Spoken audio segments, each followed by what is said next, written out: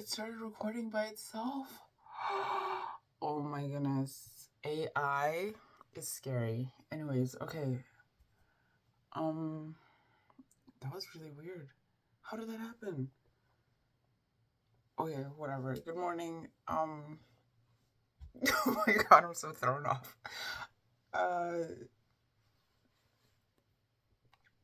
okay, sorry, I had to take a break because what was that? I was literally about to press play and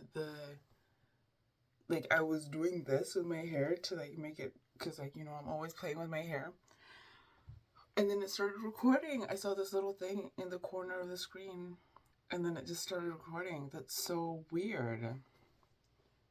Oh, okay.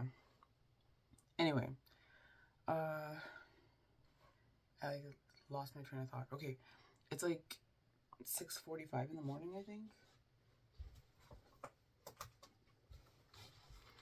I got two phones. Yeah, it's 6:44 right now. And I'm going to go for a walk. I have work later today. I have to work. So this is one of those shifts that I was talking about. 5 to 9:15, which is a little bit ridiculous. Here, let me show you what I'm wearing right now. Hang on. I'm not gonna go out like this. Well, I like this shirt. Actually, I found it recently. It's my ex-husband's shirt. And yeah, I was like, yesterday when I was talking about that disgusting lollipop, I kept referring to my ex-husband as my husband because like I'm still not in the habit of like not calling him my husband. But I was talking about my ex-husband. If there was any confusion, when I said the ex took the computer, I was referring to my ex-husband, who is my ex-husband. Okay, so here, I was thinking,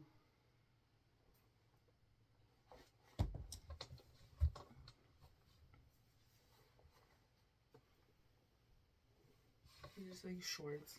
They actually like, they're supposed to like go up here, but like, ugh, it's so uncomfortable. Like when things are like pushing up against your stuff, Hang on, let me show you. I was thinking about this. This because it's so cute. Oh my god.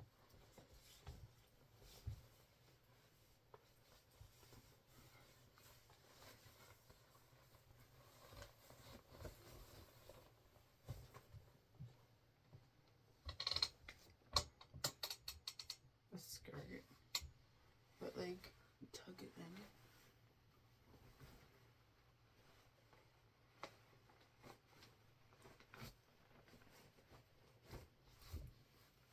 You know what I mean? Yes. Okay. Anyway, ouch. I'm gonna take that off for now. But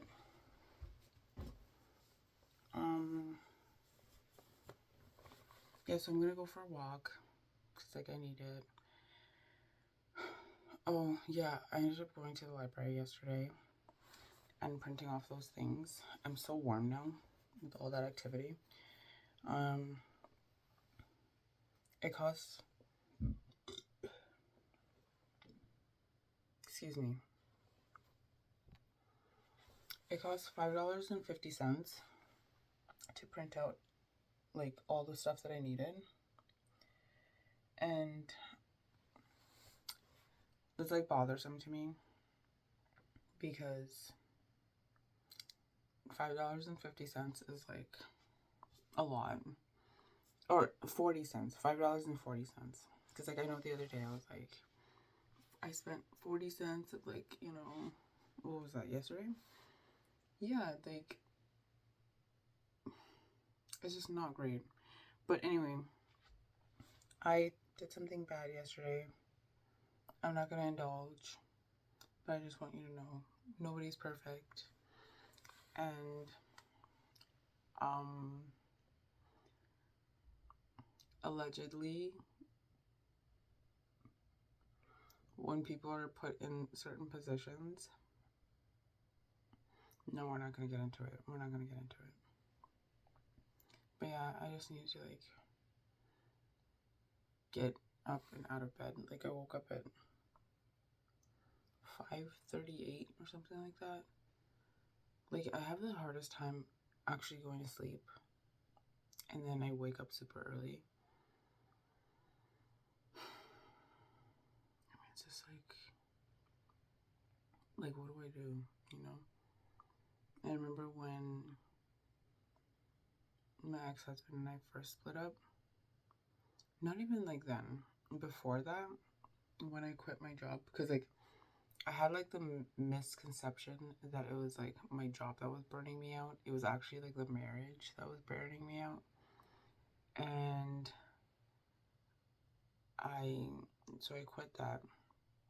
And then I was like kind of casually looking for work, but like not really. I would wake up super early and I would like go for walks. Cause what else am I supposed to do? Like my body was so used to like, cause I was working like morning shifts. Like I would either be working like from 5 a.m. or from 8 a.m. Which either way, like you have to get up at a certain time, like you know what I mean. And I even remember I had a couple of 4 a.m. shifts. Those were hard. Those were hard. Like I would get up at like 2:30, like to take a shower. You know what I mean? Like if I wanted to take a shower. Otherwise, you know, like sometimes you do like that quick thing, like where you just wash your face, you know, and it's tough. So anyway, last night I watched Emily the Criminal. It's a movie that came out in 2022.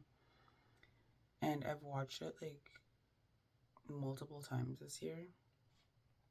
It's becoming a very like, not a favorite, but like, yeah, well, it makes sense. It makes sense to me because day by day, moment by moment, I'm trying to hold on to my morality. And the way that the system is set up, it makes it very hard, you know, like, because why am I fighting to live in this BS society? Like, and I've worked in retail for like a really long time. I even remember one of my more like eye-opening situations was when I was working at Shoppers, and because I'd wanted to like work there to be in the cosmetic section, yeah. And so I remember we had these little like things, like they're little devices that like tell you how much things are and like what's on sale and blah blah blah. And they have the nerve to show you what is actually like the markup. It's pennies, babe. Pennies to the dollar. These stores, these conglomerates, these corporations are literally pushing out all these products, and it's like nothing for them. It's nothing for them, but it's everything for you. And if you, God forbid, you need a little bit of makeup because you are starting a new job, and for some reason, if you don't, because I don't wear makeup anymore, like not like that, you know what I mean? And I know, like, because we're gonna get into like pretty privilege and like not talking about that whole thing. That's a part of the vulnerability, is like not talking about like, and not acknowledging, realizing how beautiful that you are, and like being surprised anytime somebody compliments you. That's something that I can get away with because like I don't need makeup. My skin is beautiful. My face is beautiful. I even have this to distract somebody if they don't think that I'm beautiful. Like I'm set up in a way that like I know I'm no longer like blind to. But God forbid you need a little bit of foundation. God forbid you need a little bit of a mascara or something to help you like pronounce your eyebrows a little bit more. You know what I mean? And it costs them nothing. But if you take it because you're just like, I need this, all of a sudden it's a big deal. Ain't that some shit? Ain't that some shit? Anyway, I I'm gonna try to stop playing with my hair. And I've noticed, because like I was like watching the video that I made 2 days ago and the one that I made yesterday. I swallow a lot. It's because I'm nervous, you guys. I'm not like, I don't know if I over salivate. I don't think so. But like, I was just like, oh, but I have to stop being nervous because like, there's no point. But we have a nervous system. So like, it's not like I'm doing it on purpose. Okay. So I'm thinking about looking for a sugar daddy. I'll let you know how, if I can actually like come to terms with that, because something that I was thinking about when I first woke up, see, this is a swallowing, I can't, like, why, is I've always been a daddy's girl. Like, my mom like definitely like rejected me, like pushed me away or whatever, because like she wanted a son. Internalized misogyny. Like, what would you have even done to the son, you freaking weirdo? Because like she, ugh. Have you ever heard of emotional incest? Ugh. I remember when I moved back in with her, she was, oh my god, ew. And even after she divorced my dad, like she would treat me like I was her like significant, bro, like leave me the fuck alone. That's like literally, oh, and I'm trying to swear less, sorry. So when I moved back in with her, she, like after I moved out from breaking up with my boyfriend at the time, now ex-husband, she was like, because I wanted to be like an individual, like I wanted to be my own person, like, and she was always trying to like push me into certain like categories that she wanted me in, like even down to my career. Like this was like before though, like when I was younger, and like my mind was like easily malleable, and I just have never been one to be like that. Like I obviously am susceptible to being manipulated and like having my empathy like weaponized against me, but like at this point, like I understand now like why the scriptures say like guard your heart, you know, like women, no, I'm not gonna like misquote this, but like there's a scripture that's definitely like it's pointed towards women and young ladies, and it's like, don't love until I tell you to love.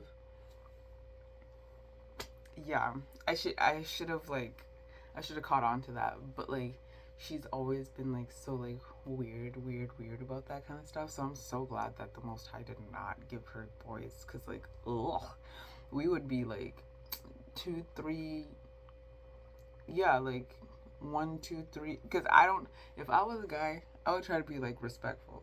However, maybe not, because like at this point, I realize like being like kind and like soft-hearted is like, in this world it doesn't even work out for you. But like, ugh, the mamminess, the disgustingness, ew, oh my goodness, it's so cringe, bro. Ew. And then it's like even reflected in her like brother. Ew, bro, it's even like so crazy, because like one of the more disturbing things that have happened to me in my life was my cousin dying, right?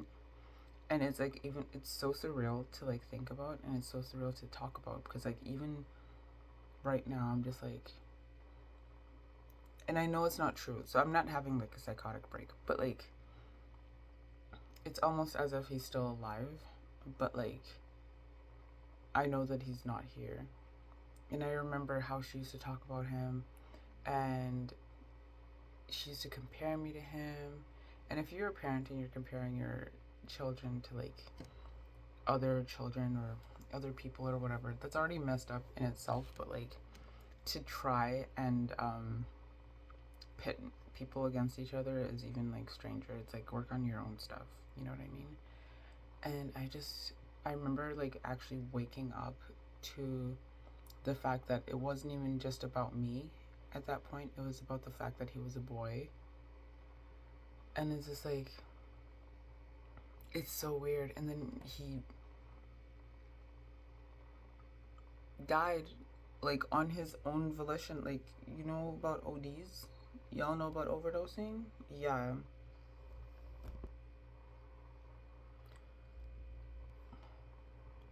So like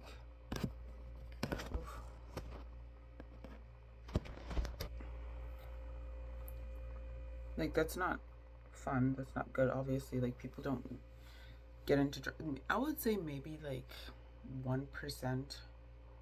Yeah, I'll say 1% because I don't know. I'm not good at math. I would say like maybe 1% of people get into drugs and like abusing certain substances because like this life is hard. And I mean, that's why I'm here. Like, if I didn't use alcohol as some sort of like escape, I would have, first of all, more money in my bank. And I actually think, like, to some degree, I would be a little bit less raw, like, in terms of like my emotions. Like, I would be like a little bit more numb, even though, like, I definitely like try to use alcohol as a numbing agent, but I don't even think that it works like that. Like in the same way that like people are like, if you're depressed, don't do alcohol because like it's a depressant, and it's like, okay, but I feel good. Like I feel good, like, but I I get it, you know. Yo, it's hard out here. I'm like growing weary, but like not really. I have been weary. I was more psychologically exhausted when I was in my relationship with my ex-husband and when I was still in contact with my mom, because like when you're actively in contact, excuse me, I know I'm always like getting on here and I'm like swallowing and swallowing and swallowing air and then I'm burping and burping. Like, I apologize. Like, I'm gonna get better. And actually, I think I'm gonna stop this video and I'm just gonna make a part 2 because my mind is like all over the place.